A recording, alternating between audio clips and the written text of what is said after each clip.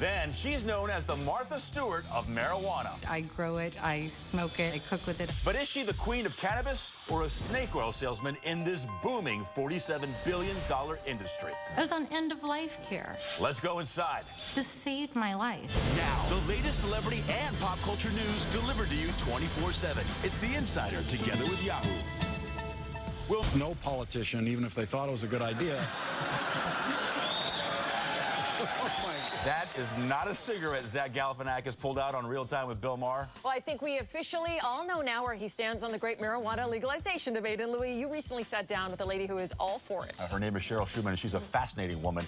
It was a cancer diagnosis that led to her second career as a medical marijuana concierge, a $47 billion industry, by the way. Many have criticized her. They've called her a con artist, a snake oil salesman, a drug addict, but she shakes them all off. Tonight, The Insider investigates the Beverly Hills cannabis queen. I love marijuana. I grow it, I smoke it, I vaporize it, I cook with it, I eat it raw.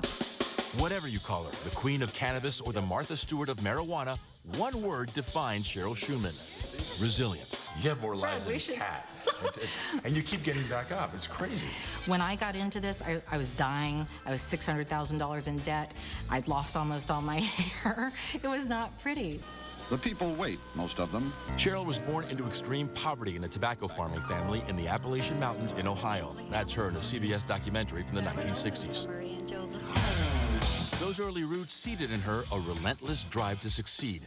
But in 2006, after a successful business career, she was diagnosed with ovarian cancer and given just months to live. I was rushed into emergency surgery, and they did a radical hysterectomy, removed ovaries, uterus, part of my colon, part of my bladder. And the cancer had spread. Yeah. But there was a blessing hidden in that cancer. Yes. The blessing came in the form of a drug which in 1996 in California had been approved for medical use: marijuana. Cheryl used oil derived from the plant to alleviate her symptoms and made a remarkable recovery. You reach a point where you'll do almost anything to have one last day with the people that you love and care about. Cheryl began growing the plant, and using her Hollywood connections, she started a Beverly Hills collective which caters to high society, literally. Her clients, A-list actors, agents, lawyers, and doctors. How did you conceive this? I mean, you're just recuperating from cancer, and you thought of this spur of the moment? You know, to me, it was just obvious. It was just obvious because the luxury market, the affluent market, hadn't been tapped yet. So I was like, let's start doing mansion parties and going back to the old speakeasy concept where we have great parties, DJs, chefs, they come in, it's great. It's couture cannabis. It is couture cannabis.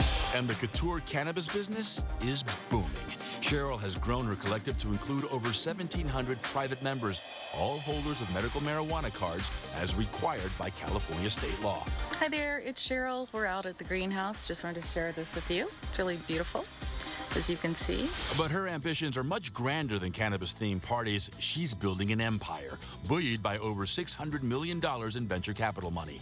She's also the executive director of Moms for Marijuana and has become an outspoken advocate for legalization. This is the very first chance in our lifetimes that we can change the course of history and show by living example that the American dream is still possible. Call it the pot-com boom, and one woman is planning to be front and center. But at the end of the day, you take a look at yourself and say, you know, what does my life really stand for? And when I see now that there's a good chance that I'm going to go down in history as the woman who led the overturn of a cannabis prohibition, that's what I'm proud of. Right now, recreational use of marijuana is legal in 4 states: Colorado, Washington, Alaska, and Oregon. Nevada could be next, and Cheryl's already got her sights set on Vegas, where she plans to build a cannabis resort, even a yoga retreat. All right, well, we're moving on now to a woman who is pioneering in a whole different kind of field. Tess Holliday is the first woman of her size and height to score a major modeling contract. But at 5'5" and 287 pounds, her success has also pulled her into the middle of a public health debate. So is she a trailblazer or a bad example? We get Tess's take in tonight's Inside Story. Congratulations on the contract. To be honest, I thought it was a joke. Why? Well, because no one's ever paid attention to somebody my size. Tess Holliday models for major brands across the country while making history and headlines. The confident mom has clearly struck a nerve with well over 1 million social media followers with her message of self-love. It's always, it always comes back to me promoting obesity. And it infuriates me because it's like people expect just because I happen to be overweight or I happen to be a certain size that I'm A, not healthy, and that I B, have to wear a sack and hide in a corner so no one can see me. I'm excited for her. I think it's groundbreaking. But while nutritionist Tracy Hatch celebrates Holiday's breakthrough in a skinny-obsessed modeling industry, she's troubled by the images of Tess eating unhealthy foods.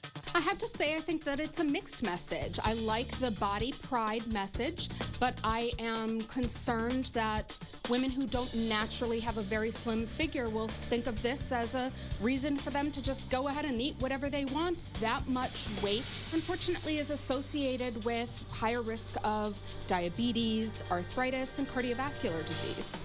I would never dream of attacking somebody, because of their weight or how they look. Knowing he would likely be labeled a fat shamer, the Daily Banter's Michael Luciano wrote an article asking if Tess's blossoming career is something society should salute. I mean, there are plus-size models who are perfectly healthy, but this is taking it to sort of an extreme. To say there's nothing wrong with being obese is just, generally it's false. Would you like to lose weight? I think everybody would be lying if they said they didn't want to lose a little bit of weight. While open about her size and her struggles with bullying and depression, the cyber celebrity was uncomfortable talking openly about exercise. I don't know if I want to talk about that. I just don't want people to feel put off by it, I guess. But why do you think people criticize you for working out, or? No.